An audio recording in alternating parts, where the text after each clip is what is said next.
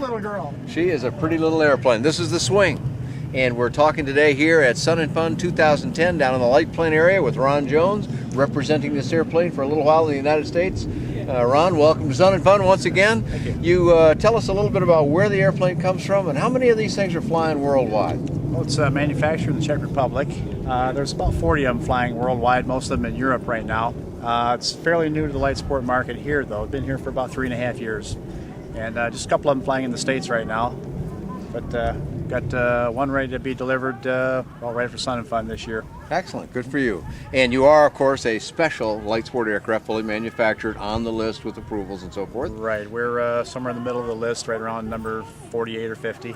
All right, so you've been on the market for a little while, and it comes from the Czech Republic. Is that company, do they have other airplanes like this? Is this their first design they've come out with? This is their first design right now. I understand they're working on doing some modifications, such as the wing. This wing right here is Seconite covered. It's composite spar and ribs, but Yeah. there's a full composite wing being developed right now. Is that right? It should be available later this year. Now, how will that affect the weight, Ron? Usually, fabric is very light stuff. Probably going to add 10 to 12 pounds per side. Cockpit, as I remember from looking at the stats on this airplane when we visited at Sebring, this has already got a really wide cabin, doesn't it? We're 52 inches 52 shoulder room. inches. Which, 52. I think that might be I think the so. widest on the market then. That's got to be the really big Americans who want that airplane. I think we still got bragging rights for the widest cabin in the industry. Well, and let's put that in perspective too. The airplane that everybody knows, the Cessna 172, according to the Cessna website, is 39.5 inches. So call it 39. You are, what is that? That's 13, 14 inches wider. A little over a foot. Over a foot wider than a Cessna 172. And I'm looking through these nice bubble doors here and seeing some seats that look like they'd be really comfortable to be in. They are. They're reclined at about 30 degrees. And when I quizzed the designer on them, he didn't speak a word of English, but he knew what an F-16 was and knew how the seats were arranged in that. So he copied the F-16 and designed them like that. And with all the glass and reclining seats, you get smooth air and a warm day, and it's really easy to go to sleep up You there. don't fall asleep now. You don't want that. So an F-16, but without the fuel burn, I'm guessing. Right. What engine have we got up front here, The Ron? Rotax 912S, 100 horse.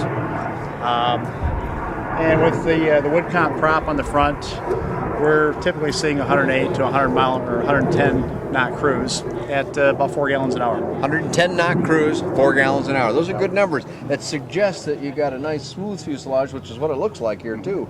But I'm really intrigued by these this wing connection here. It's got kind of a different look to how they've done the wings here. Now these are strut brace, so you don't have a cantilever running through there. It's a little bit like the old Stensons. Originally, they had designed them with the leading edge going straight across, and it posed a design and a visibility problem. So, Well, sure. By the way, it hooks back in here. I'm guessing that we'll see in a minute when we get inside, but I'm guessing you can see up pretty well out of it. Right. And you've got a skylight in here as well. You know what? I think this suggests we need to get inside this airplane. Have a look. Let's do it. All right. Dad, look at the seat in there. Sorry. Did What? I wake you up? These seats are almost that comfortable. Just about fell asleep in here. This is sweet. You know what I really like about the seats, though? The angle, that's fine. The comfort of the seat, that's fine too. It's all fine. But what I really like is some support for my legs down here, Dave. If we look at this part of the seat right here, most seats will end right about here. Some of them way short. The trouble is that doesn't support your lower, or around your knees, and that will get tired on you in the long run. It's like laying in a little lazy boy here. And the cockpit looks like a cockpit. If it's kind of a whole different approach here. There's one other company that kind of calls this a mushroom. That may not be the right term for this particular airplane, but you notice that the cockpit, or the panel, does not go all the way down to the windscreen. It doesn't fill in this. I can see from this seat here, I can almost see the nose wheel. Not quite, but it's close. So you've got some really exceptional forward visibility.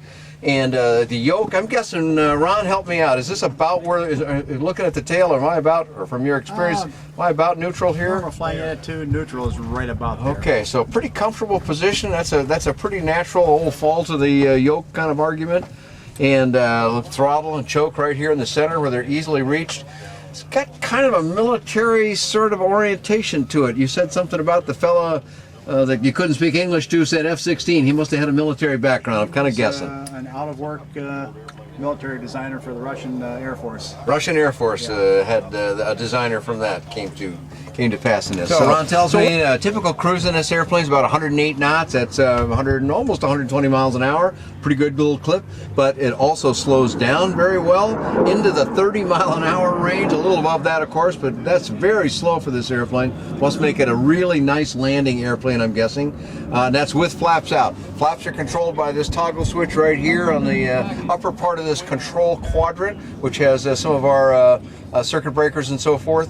And as to ground steering, we've got full, I guess we're probably tied down here a little bit, but we've got full nose wheel steering. And currently on this airplane, toe brakes are just on the left side, but the newer models, Ron tells me, have toe brakes on both sides. So it's going to give you some great ramp maneuverability.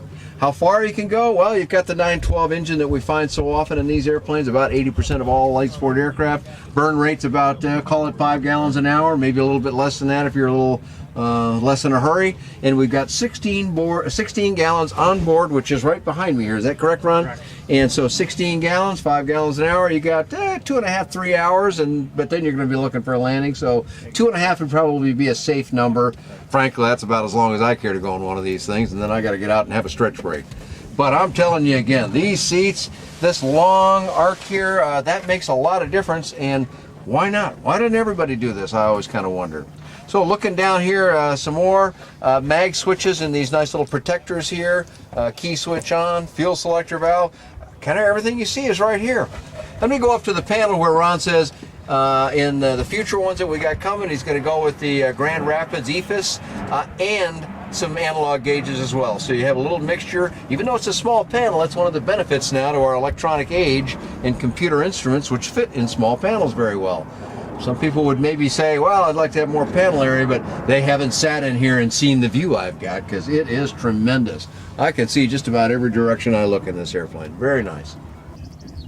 So in addition to a few other things, over on this side where your camera can't see, but it's about it, well, it's the same place over here I see. This is a friction lock for the throttle, and if we come up here to the yoke, pull it back a little bit for you, you got on the left side only here, because the pilot's the one who needs it, you got your up and down trim, so it's electric trim.